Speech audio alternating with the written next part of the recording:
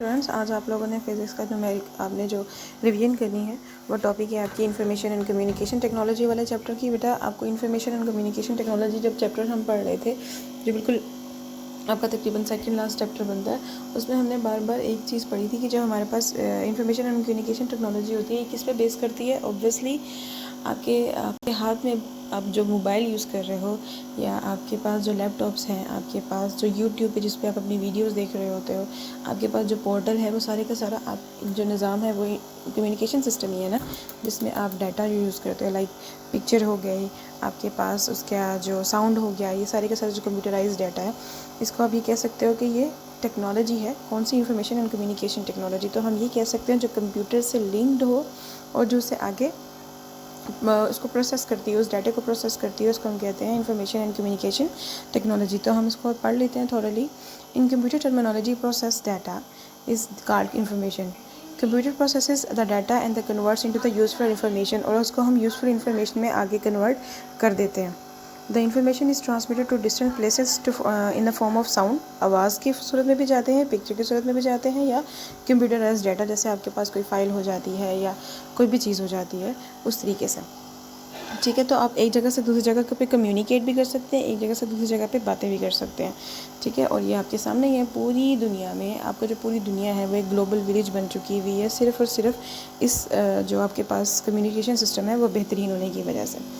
ठीक है, आगे है इंफॉर्मेशन एंड कम्युनिकेशन टेक्नोलॉजीज़ को हम अगर हम इसको बोलें तो ICT बोलते हैं। ICT is known as information and communication technologies को अंडरलाइन कर लीजिएगा। इस basically is electronic based system और फिर information transmission, reception, processing and the retrieval.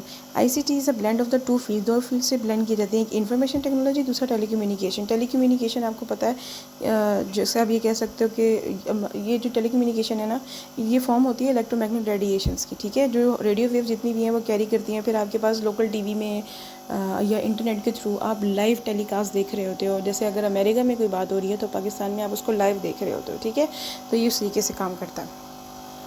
These two terms are as defined as follows, उनको ऐसे डिफ़ाइन किया गया है। The scientific method use to store information, वो साइंसी तरीका जिससे आप इंफॉर्मेशन को स्टोर करते हो। To arrange in the proper use, to communicate, ताकि आप कम्युनिकेट कर सको। To the other information technology is known as a information technology. और अगर हम बात करें द मेथड जो अभी मैंने सेकेंडली आपको बताया, जिसको हम टेलीकम्युनिकेशन कहते हैं, जो हम all over the world live जो है बहुत दूर हो, बहुत डिस्टेंस में हो, फिर भी हम देख सकते हैं। The method is use to communicate the information to far of places instantly is called telecommunication. ठीक है, ये दोनों डेफिनेशंस बच्चे आप अच्छे तरीके से याद कर लीजिएगा।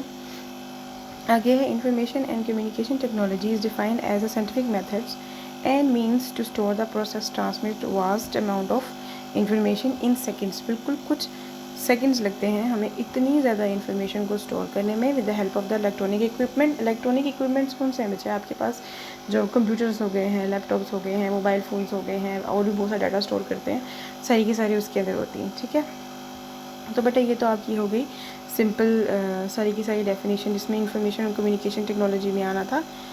ठीक है, आई थिंक आपके जो स्मार्ट सिलेबस है उसमें सिर्फ यही बताया गया। आगे यहाँ पर फॉर योर इन्फॉर्मेशन लिखा हुआ है, all modern telecommunication use some of the electromagnetic radiations. हम इलेक्ट्रोमैग्नेटिक रेडिएशंस यूज़ करते हैं, रेडियो वेव्स कैरी करती हैं जो इन्फॉर्मेशन को लोकल रेडियो या टेलीविज़न पर चलाते हैं।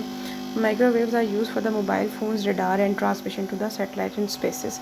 ठीक है बेटा, यहाँ पर आपका हो गया ये टॉपिक कंप्लीट। नेक्स्ट जब हम रिवीजन करेंगे तो उसमें नेक्स्ट पढ़ेंगे। अगर इसमें फिर भी कोई कन्फ्यूजन है या कोई क्वेश्चन है तो आप पूछ लीजिएगा। Thank you so much. अल्लाह हाफिज़।